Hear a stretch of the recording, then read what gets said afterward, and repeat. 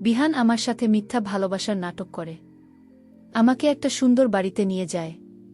বাড়িটি দেখে আমার খুব পছন্দ হয়েছিল, আর তাই আমি নিজ ইচ্ছা থেকেই বলছিলাম যে আমি ঘরে প্রবেশ করতে পারি। বিহান বলল, এটা তোমার বাড়িই হবে। আমি যখন ঘরে প্রবেশ করলাম তখন দিহান দরজাটা আটকে দিল আর আমাকে বলল আমি চুপচাপ যেন বিছানায় শুয়ে পড়ি। আমি বললাম, দিহান না, আমি এখানে শুনব কেন? আমি বললাম, আমি কিন্তু চিৎকার করব। বিহান বলল, তোমার চিৎকার বাহির থেকে কেউ শুনতে পারবে না। তারপর দিহান আমার সাথে যা করেছিল বন্ধুরা তার গল্পতে শুনতে পারবেন। আমি নিচু শ্রেণীর খুব নিচু জাতির মেয়ে ছিলাম। আমি ধোপাখানার কাপড় পরিষ্কার এবং ইস্ত্রি করার কাজ করতাম। আমার বয়স মাত্র 13 বছর। আমি নিচু জাতের মেয়ে হলেও দেখতে ভীষণ সুন্দরী ছিলাম। আমার অনেক লম্বা চুল ছিল, কিন্তু আমি অশিক্ষিত ছিলাম। এমনকি নিজের নামও লিখতে জানতাম না। ছোট থেকেই পড়াশোনার প্রতি আমার কোনো আগ্রহ ছিল না। যেহেতু আমরা নিচু জাতির মেয়ে ছিলাম, তাই পেটের ভাত জোগাড় করার জন্য বাবা মা ছোট থেকেই কাজে লাগিয়ে দেয়। আমার বাবা মাও ধোপাখানার কাজ করত, এবং বাবা মায়ের সঙ্গে আমিও আমার আরও 2 বোন কাজ করতাম। কিন্তু বড় হওয়ার সঙ্গে আমি নিজের গ্রাম ছেড়ে প্রায় 50 কিলোমিটার দূরে বড় শহরে শ্রাবন্তী কাকিমা নামের একজনের অধীনে কাজ করতাম। আসলে আমার বাড়ি ছেড়ে শহরের দিকে যাওয়ার কোনো ইচ্ছে ছিল না, কিন্তু বাবা বলেছিল ওই শহরে নাকি অনেক বড় ধোপাখানা আছে এবং সেখানে কাজের সুযোগ পেলে টাকাটা একটু বেশি পাওয়া যাবে। তাই বাবা মায়ের কথা শুনে শ্রাবন্তী কাকিমার ধোপাখানার কাজ করা শুরু করেছিলাম। সেখানে আরও অন্যান্য জায়গা থেকে অনেক মেয়েরা এসেছিল। আসলে আমাদের জাতির বেশিরভাগ ছেলেমেয়েরা কিন্তু ধোপাখানাতে কাজ করে, তাই আমাদের জাতির বেশিরভাগ ছেলেমেয়েরা অশিক্ষিত। কিন্তু আমি ভীষণ সুন্দরী ছিলাম বলে আমার কপাল খুলে গেছিল। তার সঙ্গে আমাকে অনেক কষ্ট সহ্য করতে হয়েছিল। আসলে আমি যখন শ্রাবন্তী কাকিমার ধোপাখানার কাজ করা শুরু করেছিলাম, সেখানে অর্পিতা বলে একটা মেয়ে ছিল, যে আমার সৌন্দর্য দেখে খুবই চলত। সেটা তো আমি প্রথমে বুঝতে পারিনি, অনেক পরে বুঝতে পেরেছিলাম। এবং শ্রাবন্তী কাকিমার ধোপাখানা যারা কাজ করত তারা কিন্তু সবাই আমাকে খুব ভালোবাসত, কারণ আমি খুব নম্র স্বভাবের ছিলাম এবং আমি খুব সুন্দরী ছিলাম বলে সবাই আমার চেহারার দিকে তাকিয়ে থাকত। আমাকে খুবই ভালোবাসত এবং আমি সবার কথা মানতাম। ওদিকে শ্রাবন্তী কাকিমা খুব কড়া মেজাজে ছিলেন। কাজে কিছু ভুল ত্রুটি হলে আমাকে বকাও দিতেন, কিন্তু উনি ভিতর থেকে খুব নরম মনের ছিলেন। কারণ আমার যখন মন খারাপ হতো তখন আমি বাড়ি যেতে চাইলে শ্রাবন্তী কাকিমা বাধা দিত না। এরকম ভাবে দুপাখানায় আমার বেশ ভালোই দিন কাটছিল। ওদিকে অর্পিতার সঙ্গে খুব ভালো বন্ধুত্ব হয়ে গিয়েছিল আমার। নিজের প্রত্যেকটা কথা আমাকে বলতো এবং আমি নিজের মনে প্রত্যেকটা কথা আমি তাকে বলতাম। একদিন আমি অর্পিতা একসঙ্গে ঘাটে বসে কাপড় কাচাছিলাম। ঠিক ওই সময় একটা অনেক সুন্দর ছেলে ঘাটের সামনে এসে দাঁড়িয়েছিল। তারপর সে গাড়ি থেকে নেমে আমার দিকে তাকিয়ে আমাকে ইশারা করে ডেকেছিল। ছেলেটি যখন প্রথমে আমাকে ইশারা করে ডেকেছিল, তখন আমি কিন্তু ভয় পেয়েছিলাম, কারণ ওই ঘাটে বাইরে থেকে কোনো ছেলে বা মেয়ে আসত না। ওখানে তো শ্রাবন্তী কাকিমার সব কর্মচারীরাই থাকত। ওই ছেলেটিকে আমি সেদিন ঘাটের মধ্যে প্রথম দেখেছিলাম। সে যখন আমাকে ডেকেছিল তখন আমি অনেক ভয়ে ভয়ে ছেলেটির কাছে গিয়েছিলাম। ছেলেটি তখন নিজের গায়ের জামাটা খুলে আমাকে বলল, এই জামাটা আমাকে কালকের মধ্যে পরিষ্কার করে দেবে। আমি তখন ছেলেটাকে বললাম, তুমি কি আমাকে ডাকছিলে এবং তুমি এই ঘাটে কেন এসেছো? এখানে তো তারাই আসে যারা শ্রাবন্তী কাকিমার অধীনে কাজ করে। ছেলেটা তখন আমার কথা শুনে হেসে বলল, শ্রাবন্তী, আমার মায়ের নাম, কালকে বাড়ি ফিরেছি এবং আমার এই জামাটা খুব বাজেভাবে দাগ লেগেছে, তাই মা আমাকে এখানে পাঠিয়েছে। তোমরা নাকি খুব ভালোভাবে জামা কাপড় পরিষ্কার করতাই, আমার জামাটা ভালোভাবে পরিষ্কার করে দেবে। তখন ছেলেটি আমার দিকে মুচকি হেসে বলল, তোমাকে একটা কথা বলবো, তুমি তো দেখতে ভীষণ সুন্দরী। তুমি এখানে কেন কাজ করছো? তুমি কি পড়াশোনা করো না? আমি তখন ছেলেকে বললাম, না, আমরা পড়াশোনা করে কি করব? আমাদের কাছে তো অত সামর্থ্য নেই যে আমরা পড়াশোনা করব। তাই আমাদের পড়াশোনার ব্যাপারে কথা বলে কোনো লাভ নেই। এটাই হচ্ছে আমাদের পেশা। ছেলেটি তখন মুচকি হেসে বলল, তুমি অশিক্ষিত হলেও এতটাই সুন্দরী যে তোমার চেহারা দেখে তো যে কেউ প্রেমে পড়ে যাবে। আর আমার নাম হচ্ছে দিহান। আমার নামটা মনে রেখো, কারণ আমি এখন থেকে মাঝে মধ্যে এখানে আসব আমার জামাকাপড় পরিষ্কার করতে দেওয়ার জন্য। আর কালকে আমার এই জামাটা পরিষ্কার করে রেখো, আমার বাড়িতে দিয়ে আসবে। এই কথাটা বলে ছেলেটা সেখান থেকে চলে গেছিল। জানি না কেন ছেলেটির মুখ থেকে আমার তারিখ শুনে মনে খুব আনন্দ হয়েছিল। পরের দিন সকালবেলা যখন দিহানের জামাটা সুন্দর করে পরিষ্কার করে শ্রাবন্তী কাকিমার বাড়ি গিয়েছিলাম, তখন ছেলেটি নিজের শরীর ঠিক রাখার জন্য ব্যায়াম করছিল। সে আমাকে দেখামাত্রই তাড়াতাড়ি উঠে আমার কাছে এসে বলল, আরে বাহ, তুমি আমার জামা নিয়ে এসেছ। তখন সে খুব খুশি হয়ে হঠাৎ করে আমার ধরে বলল, থ্যাংক ইউ আমার জামাটা সুন্দরভাবে পরিষ্কার করার জন্য। এবং আমার হাত ধরে বলল, তুমি তো সারাদিন কাপড় চোপড় কাচো, তা সত্ত্বেও তোমার হাত দুইটা কত সুন্দর। আমি তো লজ্জা পেয়ে গেছিলাম এবং তার মুখের অঙ্গভঙ্গিও কথা বলার ধরন দেখেই পরিষ্কার বুঝতে পেরেছিলাম যে দিহান আমাকে আমার কাছে কিছু চাইতো। আমি বুঝতে পারছিলাম আমি ওসব থেকে দূরে থাকতে চেয়েছিলাম, কারণ সে খুব শিক্ষিত ছিল আর আমি অশিক্ষিত ছিলাম। তার সঙ্গে আমার কোনো মতেই মিল হতো না এবং তারা অনেক পয়সা ভালো ছিল আর আমি নিচু শ্রেণীর ছোট জাতির মেয়ে ছিলাম। এমনিতেও শ্রাবন্তী কাকিমা যদি এ ব্যাপারে কিছু জানতে পারে তাহলে তো সে আমাকে তার এত বড় ধোপাখানা থেকে ধাক্কা মেরে বের করে দেবে। এই ভয়ে আমি ওসব চক্করে পড়তে চাইনি। তাই আমি দিহানের আর কোনো কথা না শুনেই সেখান থেকে দৌড়ে পালিয়ে গিয়েছিলাম।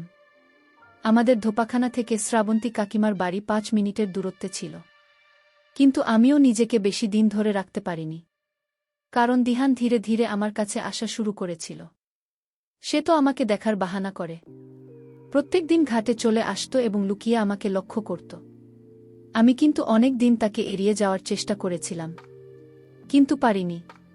সে তো আমাকে নিজের প্রেমের জালে ফাঁসিয়েছিল এবং বলেছিল সে নাকি আমাকে অনেক সুখে রাখবে। আমি তাকে অনেক এটা বোঝানোর চেষ্টা করেছিলাম যে তার সঙ্গে আমার কিন্তু বিন্দুমাত্র মিল হয় না। আমি দেখতে সুন্দরী হলেও অশিক্ষিত এবং তার মা কোনো দিন আমাদের দুজনের দেহান্ত আমার কোনো কথা শুনতে রাজি হয়নি। সে তো আমার ভালোবাসা পাওয়ার জন্য উন্মুক্ত হয়ে পড়েছিল। আমি যখন তার প্রেমে পড়ে গিয়েছিলাম তখন সে একদিন আমাকে সিনেমা দেখতে নিয়ে গিয়েছিল এবং এই কথাটা কিন্তু কেউ জানত না। এমনকি আমি তখনও এ ব্যাপারে কিছু বলিনি যে আমি শ্রাবন্তী কাকিমার ছেলেকে প্রেম করি। তখন আমরা দুজন কিন্তু লুকিয়ে দেখা করতাম। সেদিন আমি যখন দিহানের সঙ্গে দেখা করে বাড়ি ফিরছিলাম তখন অর্পিতা আমাকে বলেছিল, তোর ব্যাপারে আমি সব কিছু জেনে গেছি।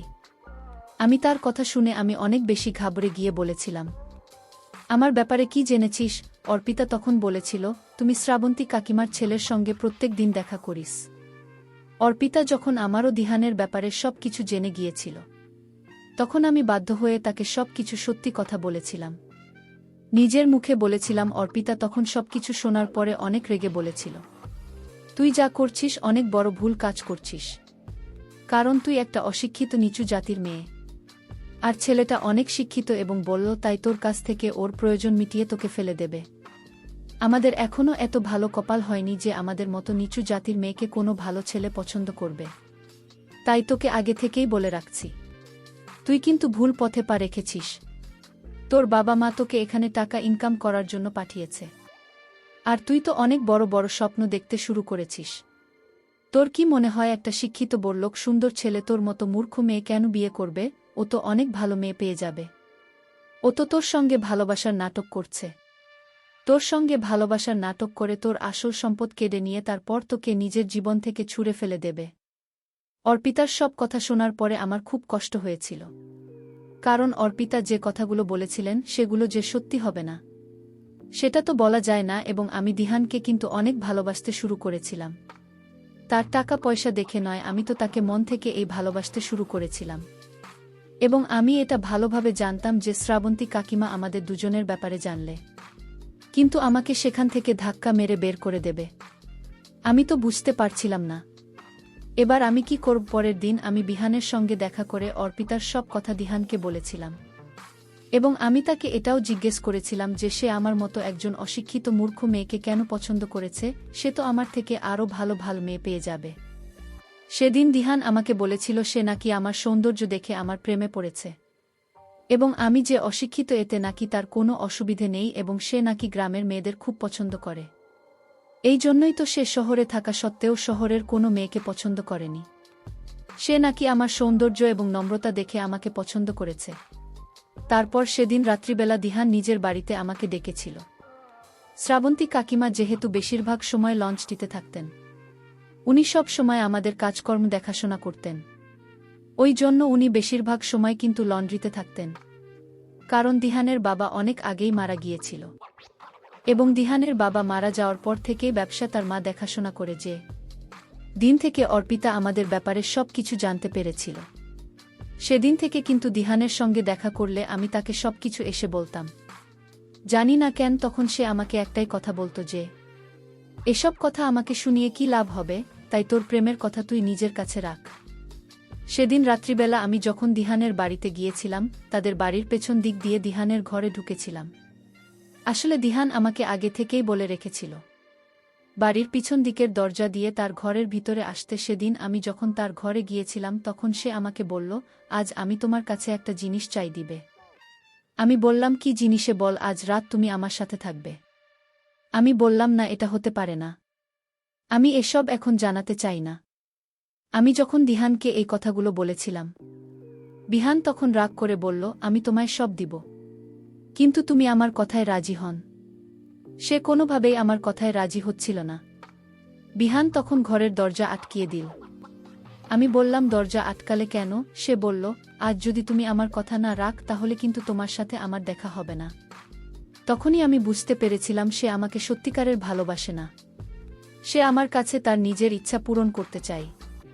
আমি বললাম, দিহান, আপনি খুব বাড়াবাড়ি করছেন, আপনি দরজা খুলুন, নইলে আমি চিৎকার করব। আমি চিৎকার করব। কিন্তু আমি চিৎকার করার আগেই দরজার বাইরে থেকে আমানত দিল। তারপর আমি ঘর থেকে বের হয়ে গেলাম। তারপরের দিন বিকেলবেলা যখন দিহান আমার সঙ্গে দেখা করতে এসেছিল, তখন বিহান বলেছিল, তোমার সঙ্গে বান্ধবীটা থাকে, তার নাম কি? আমি তখন বলেছিলাম, তার নাম অর্পিতা। বিহান তখন বলেছিল, অর্পিতা নাকি দিহানের কাছে তাদের পিতা নিয়েছিল, এবং আমি তাকে বলেছিলাম যে দিহান তার পিতা খুব পছন্দ করে, এবং বিহান বলেছিল অর্পিতা নাকি তার জন্য তাদের পিতা নিয়েছিল। আমি তো এটা বুঝতে পারছিলাম না, সে তো আমাদের দুজনের ভালোবাসা মেনে নেয়নি, তাহলে সে দিহানের জন্য কেন তালের পিঠা নিয়ে গিয়েছিল? এমনকি দেহান তো তাদের পিতা দেখে এটাই ভেবেছিল যে আমি হয়তো নিজের হাতে রান্না করে অর্পিতাকে দিয়ে পাঠিয়েছি তার জন্য, তাই সে খুব তাড়াতাড়ি তাদের পিতা পছন্দ করে খেয়েছিল। এবং তালের পিঠা খাওয়ার পরে দিহান জানতে পেরেছিল যে ওই পিতা নাকি অর্পিতা নিজে হাতে রান্না করে তার জন্য নিয়ে এসেছে। আমি তাকে এই কথাটা জিজ্ঞেস করিনি যে সে কেন দিহানের জন্য তালের পিঠা নিয়ে গেছিল। তারপরের দিন সকালে আমি যখন একটা গ্রাহকের জামা কাপড় কেচে মেলে দেওয়ার জন্য যাচ্ছিলাম, ওই সময় অর্পিতা এসে বলল, বিহান নাকি আমার জন্য ঘাটের কাছে দাঁড়িয়ে আছে, সে নাকি আমাকে খুব তাড়াতাড়ি ডেকেছে। দিহান আমাকে ডেকেছে।